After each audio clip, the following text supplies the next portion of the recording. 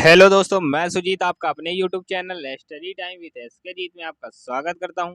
मैं आपके लिए लेके आऊं 26 सितंबर 2023 कुमार गौरव सर की फूल पत्ती वाली क्लास का फुल रिवीजन। यदि आप चैनल पर नए हैं तो चैनल को सब्सक्राइब कर दें और बेल आइकन दबाना ना भूलें, जिससे आने वाली प्रत्येक वीडियो आप तक पहुँच सके। यदि क्लास पसंद आए तो क्लास के अंत में एक कमेंट जरूर किया करिएगा। आज का पहला प्रश्न है, हाल ही में चर्चा में रहे नासा के ओसिरिस रेक्स मिशन का संबंध किससे है? ए सूर्य, बी चंद्रमा, सी क्षुद्र ग्रह, डी मंगल। तो इसका सही जवाब हो जाएगा ऑप्शन सी क्षुद्र ग्रह। लॉन्च किसने किया? तो इसको लॉन्च किया नासा ने। कब? 2016 में। किसके लिए लॉन्च किया गया? तो यह बेन्नू क्षुद्र ग्रह के लिए लॉन्च किया गया। वापस कैप्सूल लैंड हुआ 24 सितंबर 2023 को डेजर्ट यूएसए में। वहां से लेकर आया 250 ग्राम धूल का सैंपल। क्षुद्र ग्रह पाया जाता है कहां पर? तो यह पाया जाता है मंगल और बृहस्पति के बीच। आदित्य L1 लॉन्च हुआ PSLV C57 से। यह कहां पर स्थापित होगा? तो यह लॉन्ग रेंज पॉइंट पर स्थापित होगा। यह कितनी दूरी पर है? तो यह 15 लाख किलोमीटर दूरी पर स्थित है। लॉन्ग रेंज पॉइंट किसे कहते हैं? तो जहां पर सूर्य और पृथ्वी का गुरुत्वाकर्षण बराबर होता है उसे लॉन्ग रेंज पॉइंट कहते हैं।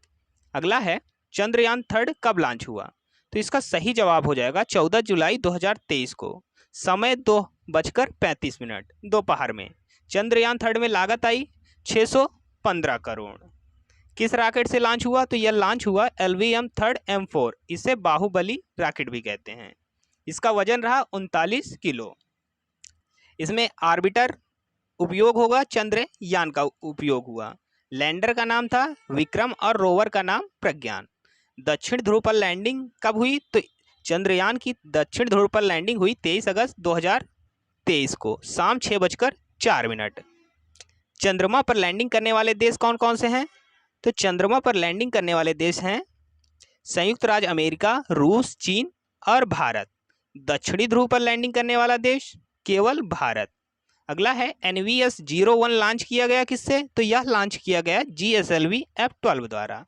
अगला है PSLV C55, यहाँ 55 होगा। 55 में लॉन्च किया गया सिंगापुर के 2 उपग्रहों को। अगला है PSLV C54 से लॉन्च किया गया भूटान के INS-2B उपग्रह को। अगला प्रश्न है, SSLV D2 से लॉन्च किया गया आजादी सेट और EOS-07। अगला प्रश्न है, LVM 3 से लॉन्च किया गया वन वेव के 36 उपग्रहों को। अगला प्रश्न है, आर्टेमिस मिशन के तहत चांद पर जाने वाली पहली महिला अंतरिक्ष यात्री कौन है? तो इसका जवाब हो जाएगा क्रिस्टीना कोच। आर्टेमिस मिशन है अमेरिका का। चंद्रयान फर्स्ट को किस रॉकेट ने लॉन्च किया? तो इसका जवाब हो जाएगा PSLV C11 द्वारा। राशिद मिशन किसने लॉन्च किया? तो इसको लॉन्च किया UAE ने। अगला प्रश्न है, 19वें एशियाई खेलों में भारत ने अपना पहला स्वर्ण पदक किस में जीता? ए क्रिकेट, बी निशानेबाजी, सी शतरंज, डी टेबल टेनिस। तो इसका सही जवाब हो जाएगा ऑप्शन बी निशानेबाजी। और दूसरा जीता क्रिकेट में महिला क्रिकेट टीम ने। निशानेबाजी में किसने जीता? ऐश्वर्या रुद्राज और दिव्यांश पवार ने। दूसरे स्थान पर इसमें रहा कोरिया और तीसरे स्थान पर चीन। एशियाई खेलों में भारत की तरफ से दूसरा गोल्ड जीता महिला क्रिकेट टीम ने। किसे हराकर? श्रीलंका को हरा के।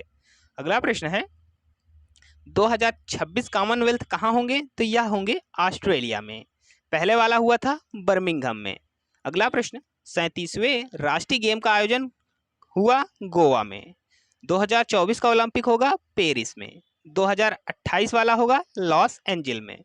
अगला प्रश्न है, G20 2024 की बैठक होगी ब्राजील में। 23 की हुई भारत में और 22 की हुई थी इंडोनेशिया में। अगला प्रश्न है, एशियन गेम की शुरुआत कब होती है? तो एशियन गेम की शुरुआत हुई 1951 में दिल्ली से। 2018 एशियन गेम का आयोजन हुआ जकार्ता में। इसमें भारत ने कितने पदक जीते थे? तो 70 पदक जीते थे। अगला प्रश्न है, एशियन 2023 गेम का आयोजन कहाँ हो रहा है? तो इसका जवाब हो जाएगा चीन हांगजो शहर में। अगला है, एशियन गेम में ध्वजवाहक लवलीना और हरमनप्रीत सिंह। लवलीना बोरगोहन बॉक्सर हैं और हरमनप्रीत हॉकी के प्लेयर हैं। अगला प्रश्न है, प्रतिवर्ष विश्व फार्मिस्ट दिवस कब मनाया जाता है? ए 23 सितंबर, बी 24 सितंबर, सी 25 सितंबर, डी 26 सितंबर। तो इसका सही जवाब हो जाएगा ऑप्शन सी 25 सितंबर को।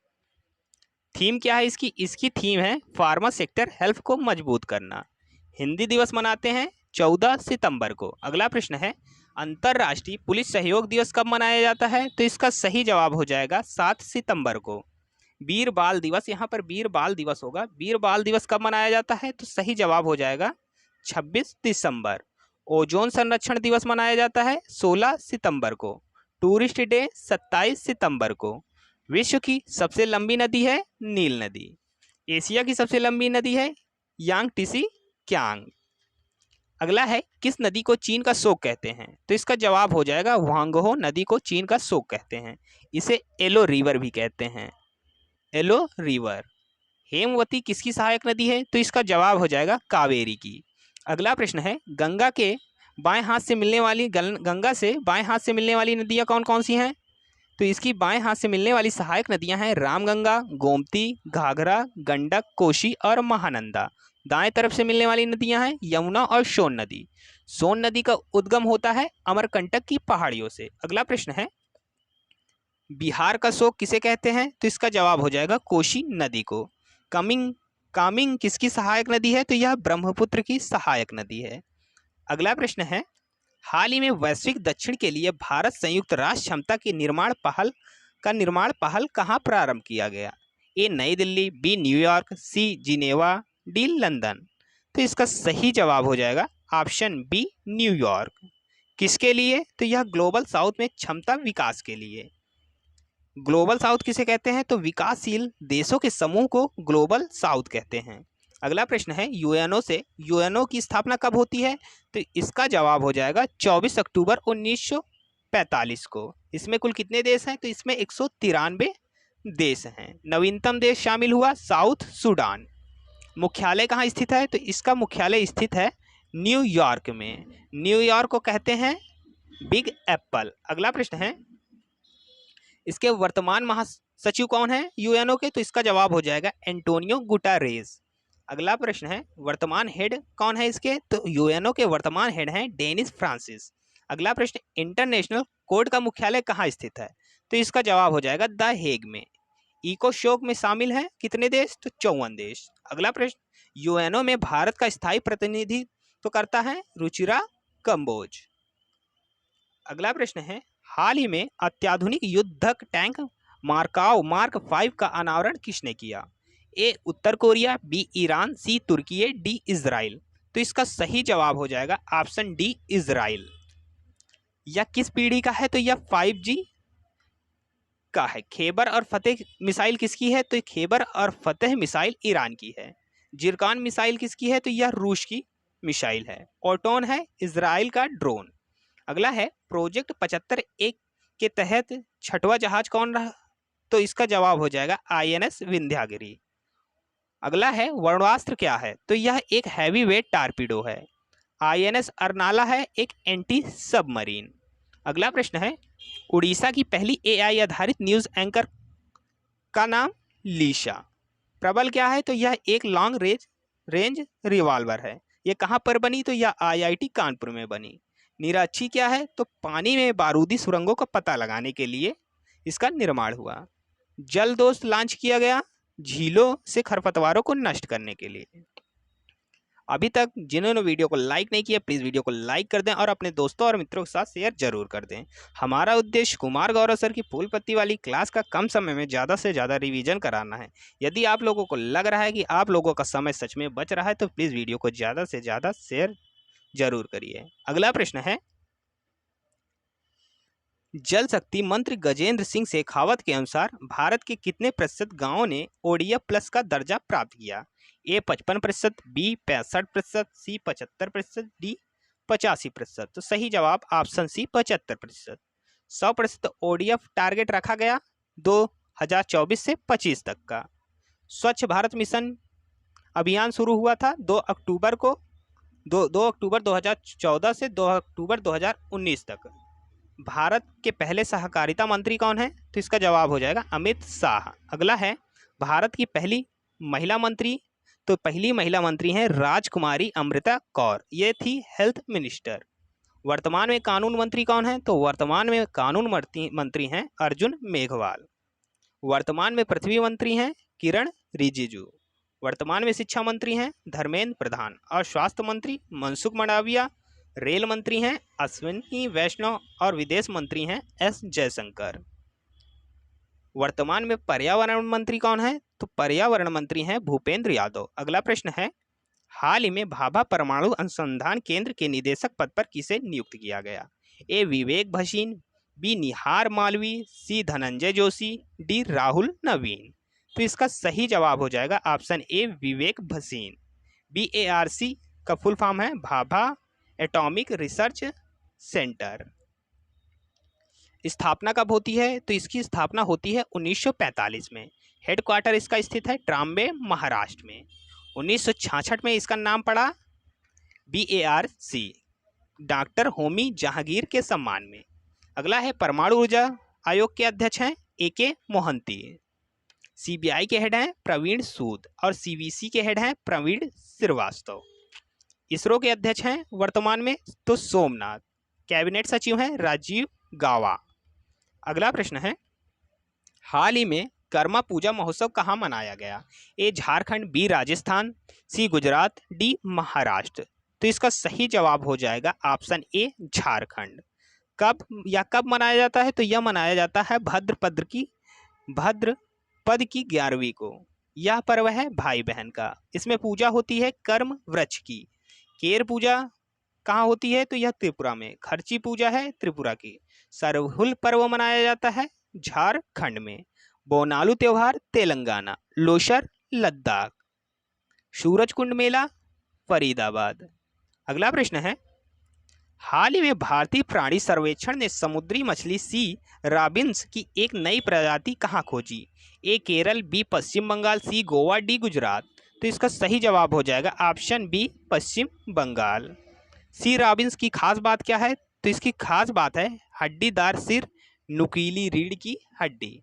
यह किस परिवार की मछली है? तो यह ट्राइलेड परिवार की है। रेड डाटा बुक कौन जारी करता है? तो रेड डाटा बुक जारी करता है IUCN। IUCN की स्थापना हुई 1948। मुख्यालय है ग्लैड, स्विट्जरलैंड। अगला प्रश्न है, WWF की स्थापना कब होती है? तो इसका जवाब हो जाएगा 1961 में। मुख्यालय ग्लैड, स्विट्जरलैंड। अगला प्रश्न है, UNEP की स्थापना हुई 5 जून 1972 को। मुख्यालय है नैरोबी, केन्या। अगला प्रश्न है, UNFCCC की स्थापना कब होती है? तो इसका जवाब हो जाएगा 1944 में। इसका मुख्यालय है बॉन, जो कि जर्मनी में स्थित है। अगला प्रश्न है, हाल ही में कहाँ कला क्रांति मिशन लॉन्च किया गया? ए उड़ीसा, बी असम, सी त्रिपुरा, डी पश्चिम बंगाल। तो इसका सही जवाब हो जाएगा ऑप्शन डी पश्चिम बंगाल। शुरुआत की पश्चिम बंगाल के गवर्नर। उद्देश्य क्या है? तो इसका उद्देश्य है सॉफ्ट पावर को बढ़ावा देना। अगला प्रश्न है, शांति निकेतन स्थापित किया गया गुरु रविंद्रनाथ टैगोर द्वारा। कहाँ पर? कोलकाता में। शांति निकेतन किस क्रम की वर्ल्ड हेरिटेज है? 41वीं। अगला प्रश्न है, विश्व की पहली लिविंग हेरिटेज संस्था है विश्व भारती विश्वविद्यालय। अगला प्रश्न है, अब हम लोग रिवीजन कर लेते हैं पिछले दिन का। संयुक्त सैन्य अभ्यास युद्ध अभ्यास 2023 किन देशों में होगा? तो इसका सही जवाब हो जाएगा भारत और USA के बीच। अगला प्रश्न है, थिंक टैंक फ्रेजर इंस्टीट्यूट की विश्व आर्थिक स्वतंत्रता सूचकांक के अनुसार विश्व की सबसे मुक्त अर्थव्यवस्था कौन सी है? तो इसका जवाब हो जाएगा सबसे मुक्त अर्थव्यवस्था है सिंगापुर। अगला प्रश्न है, क्रिकेट के तीनों फॉर्मेट में टेस्ट, एक दिवसीय और T20 की रैंकिंग में शीर्ष स्थान पर कौन सी टीम है? तो इसका सही जवाब हो जाएगा भारत। अगला प्रश्न है, हाल ही में प्रारंभ हुए 19वें हांगजू एशियाई खेलों का शुभंकर क्या है?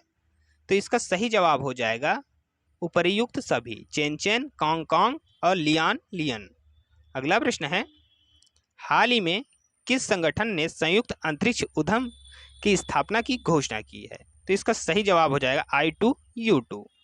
अगला प्रश्न है, हाल ही में भारत का पहला लाइट हाउस फेस्टिवल कहाँ आयोजित हुआ? तो इसका जवाब हो जाएगा गोवा। अगला प्रश्न है, उत्तरी क्षेत्रीय परिषद की 31वीं बैठक का आयोजन कहाँ किया जाएगा? तो सही जवाब हो जाएगा पंजाब में। अगला प्रश्न है, हाल ही में पहले उत्तर प्रदेश अंतर्राष्ट्रीय व्यापार शो का आयोजन कहाँ किया गया? तो इसका सही जवाब हो जाएगा ग्रेटर नोएडा। अगला प्रश्न है, वर्ष 2023 में भारत का सर्वश्रेष्ठ पर्यटन गांव विश्वनाथ घाट कहाँ स्थित है? तो इसका जवाब हो जाएगा असम। अगला प्रश्न है, हाल ही में अंतिम बंगाल ने सर्बिया विश्व चैंपियनशिप में कौन सा पदक जीता? तो इसका सही जवाब हो जाएगा कांस्य। इससे पिछले दिन का रिवीजन कर लेते हैं। हाल ही में सिंधु जल संधि के संबंध में स्थायी मध्यस्थता अदालत बैठक कहाँ हुई? तो इसका जवाब हो जाएगा वियना। अगला प्रश्न है, ऑक्सफोर्ड विश्वविद्यालय के अनुसार विलुप्ति के करीब रैफेलेसिया जीनस का संबंध किससे है? तो इसका जवाब हो जाएगा फूल से। अगला प्रश्न है, प्रतिवर्ष विश्व राइनो दिवस कब मनाया जाता है? तो इसका सही जवाब हो जाएगा 22 सितंबर। अगला प्रश्न है, वर्ष 2023 का नार्मन बोरलॉग फील्ड अवार्ड किसे प्रदान किया गया?